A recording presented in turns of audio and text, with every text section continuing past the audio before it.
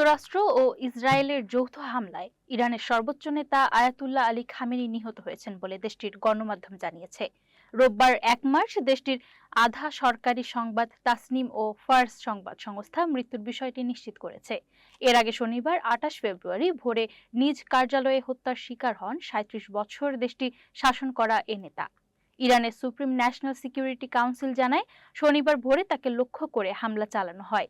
নাম প্রকাশে অনিচ্ছুক সূত্রের বরাত দিয়ে দ্য ওয়াল স্ট্রিট জার্নালের প্রতিবেদনে বলা হয়েছে, ইসরায়েল ও যুক্তরাষ্ট্র ইরানের সর্বোচ্চ নেতা আয়াতুল্লাহ খামেনি ও তার শীর্ষ উপদেষ্টাদের লক্ষ্যবস্তু করার বিরল সুযোগের অপেক্ষায় ছিল। প্রতিবেদনে বলা হয়েছে, গোয়েন্দা সংস্থাগুলো এমন ৩টি বৈঠকের খবর নিশ্চিত হয়েছিল যে অস্বাভাবিকতা দিনের আলোতে হামলার সুযোগ আসে।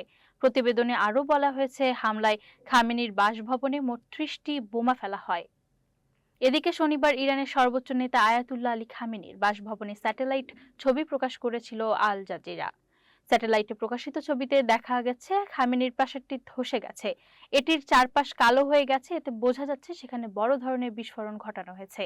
তবে হামলার প্রকৃতি, ব্যবহৃত অস্ত্র কিংবা সুনির্দিষ্ট লক্ষ্যবস্তুর বিষয়ে আনুষ্ঠানিকভাবে বিস্তারিত কিছু জানানো হয়নি।